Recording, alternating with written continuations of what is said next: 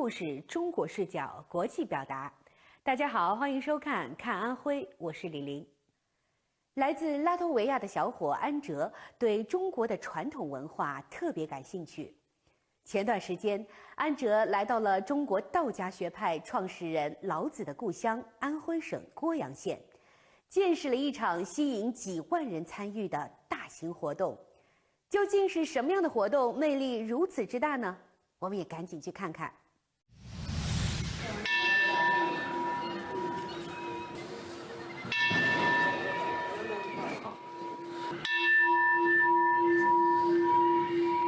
China is the oldest country on earth. For thousands of years, China's rulers believed that their duty is to maintain a balance between human society and the order of the universe. The emperors who can achieve this kind of harmony will receive the authorization of heaven and the protection of their ancestors. In 1900s, China was plunged into a catastrophe.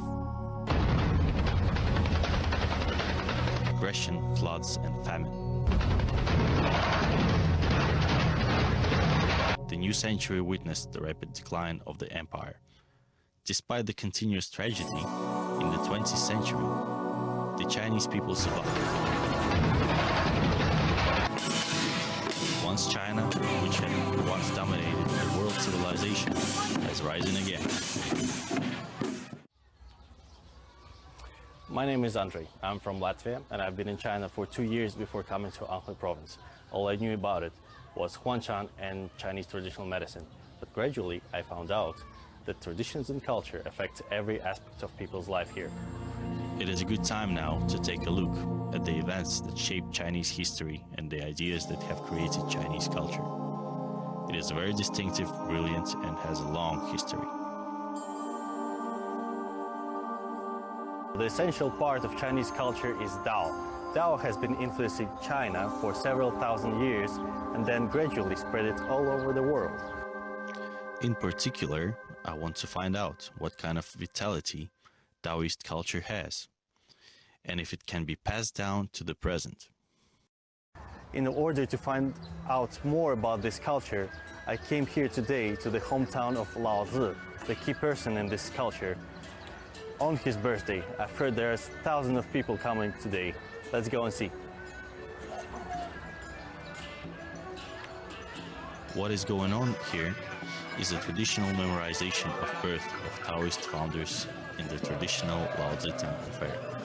Lunar February 15 is the birth of Lao Zi, and people gather here to cherish the memory of the great thinker, philosopher, and Taoist founder Lao Zi. So back in my home, we don't have this kind of big-scale event with so many people coming.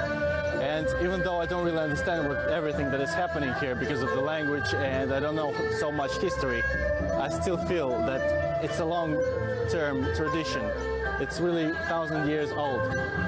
It's really amazing. Just look at it. Over the past 30 years, the Chinese has grown up in a consumer society. After the reform and opening up, China has marched forward into the future. But there is actually a deeper level of China.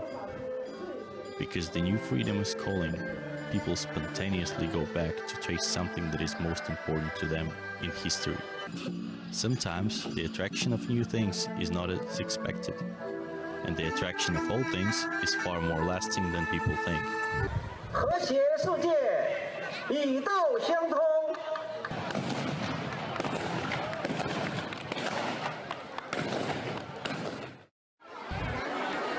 The oldest religion in China is Taoism. Many aspects of Chinese culture are related to Taoism. These very old customs and beliefs are still loved and practiced by the Chinese today. So if this is the birthplace of Lao Zi and Tao, this is the best place to come and experience Chinese traditions in all of its range, from opera, dances, calligraphy. If you want to experience all that, you have to come to GUOYANG. Take a look at this. People here are like this country, seeking a new identity and advancing in a special Chinese way. All this is rooted in the past of China. This past can be traced back thousands of years ago.